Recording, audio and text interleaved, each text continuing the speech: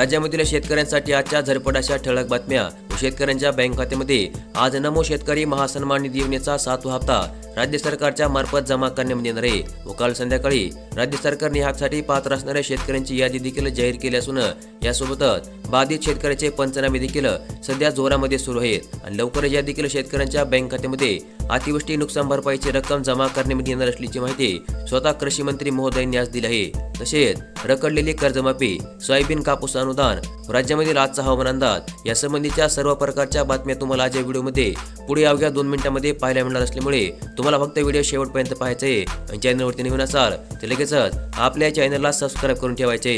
तर मग चला व्हिडिओला सुरुवात करूया, जाणून घेऊया आजच्या झटपट ठळक बातम्या। बातम्यांच्या सुरुवातीलाच राज्यामधील शेतकऱ्यांसाठी एक खुशखबर समोर येत आहे। 1000 शेतकऱ्यांच्या बँक खात्यामध्ये जमा होणार 3 कोटी रुपयांची रक्कम। रोजगार हमी योजनेअंतर्गत वैयक्तिक करण्यात आलेल्या शेततळे, फळ लागवड, वैयक्तिक कांदा चाळ आणि नापेडच्या कामांचा निधी शासनाकडे थकीत होता। मागील 4 वर्षाच्या कालावधीमध्ये 3 कोटी 4 लाख रुपयांचा निधी डीबीटी अंतर्गत 1181 शेतकऱ्यांच्या बँक खात्यामध्ये आता जमा करण्यात आला आहे आणि आता थकीत अनुदान देखील राज्यामधील शेतकऱ्यांच्या बँक खात्यामध्ये जमा करण्यात येईल अशा प्रकारची माहिती कृषी विभागाने आज जाहीर केली आहे। राज्यामधील घरकुल लाभार्थ्यांसाठी एक अत्यंत मोठी खुशखबर। पुण्यश्लोक अहिल्यादेवी होळकर घरकुल योजनेला आता निधी मंजूर करण्यात आला आहे। धनगर समाजामधील गोरगरीब लोकांसाठी महत्त्वाचे असलेल्या पुण्यश्लोक अहिल्यादेवी होळकर घरकुल योजनेला आता राज्य सरकारने 340 कोटी रुपयांचा निधी एकाच वेळेस मंजूर केला आहे आणि यामुळे आता या घरकुल योजनेअंतर्गत रखडलेल्या घरांची कामे तात्काळ सुरू करण्यात येतील अशा प्रकारची माहिती राज्य सरकारच्या मार्फत जाहीर करण्यात येत आहे। राज्यामधील नमो शेतकरी योजनेअंतर्गतच्या लाभार्थ्यांसाठी एक अत्यंत मोठी खुशखबर आहे। पीएम किसान सन्मान निधी योजनेचा हप्ता जमा झाला। नमो शेतकरी महासन्मान निधी योजनेचा हप्ता मात्र आणखी देखील लटकला। 2.25 लाख शेतकऱ्यांना प्रतीक्षा, पोळ्याचा सण मदतीविना साजरा। प्रधानमंत्री किसान सन्मान निधी योजनेचा 20वा हप्ता नुकत्याच काही दिवसांमध्ये शेतकऱ्यांच्या बँक खात्यामध्ये जमा झाला आहे आणि यानंतर जवळपास 10 दिवसांमध्ये नमो शेतकरी महासन्मान निधी योजनेचा हप्ता देखील जमा होण्याची शक्यता असते।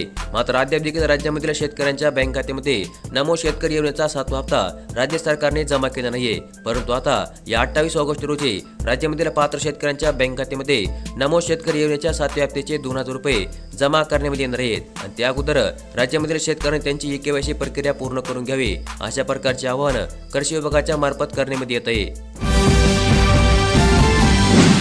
राज्यामधील शेतकऱ्यांसाठी एक अत्यंत महत्त्वपूर्ण अशी बातमी। 5 लाख रुपयापर्यंत कर्ज घ्या, मात्र एकच जमीनदार उभा करा। मागासवर्गीयांच्या आर्थिक विकासाला गती देण्यासाठी राज्य सरकारने एक महत्त्वपूर्ण असा निर्णय घेतला असून महात्मा फुले, संत रोहिदास आणि लोकशाहीर अण्णाभाऊ साठे या आर्थिक विकास महामंडळांतर्गत कर्ज योजनेच्या अटी आता सोप्या करण्यात आल्या आहेत। आता लाभार्थ्यांना 5 लाख रुपयापर्यंतचे कर्ज एकाच जमीनदाराच्या नावावर देण्यात येणार आहे। नुकसानग्रस्त शेतकऱ्यांचा सरकार विरुद्ध रोष। शेतकऱ्यांना हेक्टरी 1 लाख रुपयापर्यंत मदतीची मागणी शेतकऱ्यांच्या माध्यमातून करण्यात येत आहे। गेल्या आठवडाभरापासून झालेल्या सततच्या अतिवृष्टीमुळे नदी नाल्याच्या काठावरील शेतकऱ्यांच्या पिकांचे पूर्णतः आता नुकसान झाले आहे। अनेक ठिकाणी घरांची पडझड, पशुधनाचे देखील नुकसान झाले आणि या पार्श्वभूमीवर शेतकऱ्यांना सरसकट हेक्टरी 1 लाख रुपयापर्यंतची मदत देण्यात यावी अशा प्रकारची मागणी आता शेतकरी आणि नुकसानग्रस्त व्यक्तींकडून करण्यात येत आहे। पीक विमा योजना 2025 संदर्भातील एक अत्यंत मोठी बातमी।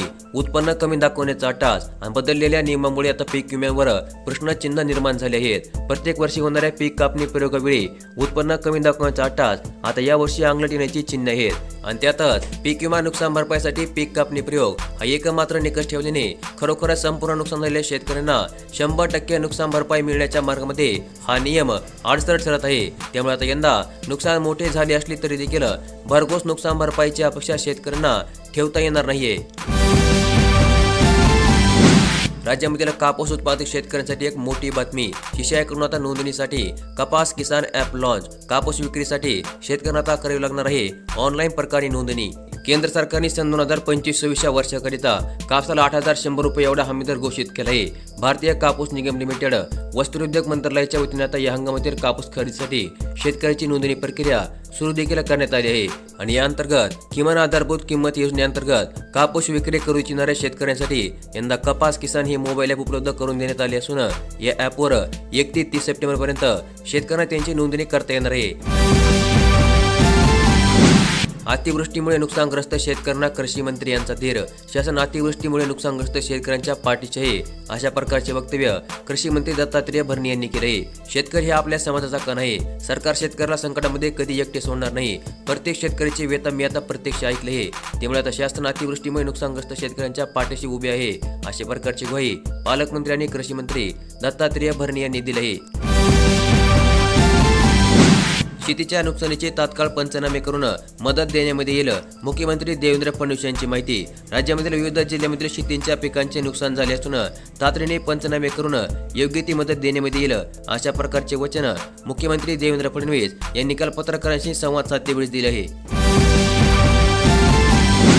कर्जमाफीच्या प्रतीक्षेमध्ये असणाऱ्या शेतकऱ्यांसाठी मोठी गुड न्यूज. शेतकऱ्यांची कर्जमाफी कधी होणार? अजित पवार यांनी वेळ सांगितले आहे. अजित पवार म्हणाले की होय, आमच्या राजीनाम्यामध्ये शेतकऱ्यांच्या कर्जमाफीचा मुद्दा होता. आम्ही म्हणालो होतो की आम्हाला निवडून द्या, आम्ही पुढच्या 5 वर्षांमध्ये शेतकऱ्यांची कर्जमाफी करू आणि त्यामुळे आता योग्य ती वेळ आल्यावर आम्ही शेतकऱ्यांची कर्जमाफी करू. आता आम्ही लाडकी बहीण योजना आणि इतर विकास कामे करत आहोत. 20,000 कोटी रुपयांची आता आम्ही वीज माफी करत आहोत आणि हे काम करत असताना दुसरीकडे केंद्र सरकार आणि राज्य सरकार शेतकऱ्यांना अनेक ठिकाणी सहकार्य आणि मार्गदर्शन करत आहे, अशा प्रकारची माहिती उपमुख्यमंत्री अजित पवार यांनी दिली आहे.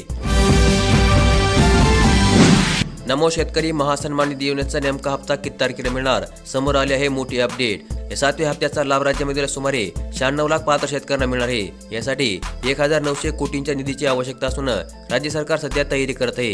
रिपोर्टनुसार नमो शेतकरी महासन्मान निधी योजनेचा 7वा हप्ता बैलपोळ्याच्या मुहूर्तावर राज्यामधील शेतकऱ्यांच्या बँक खात्यामध्ये वाटप करण्यामध्ये येणार होता.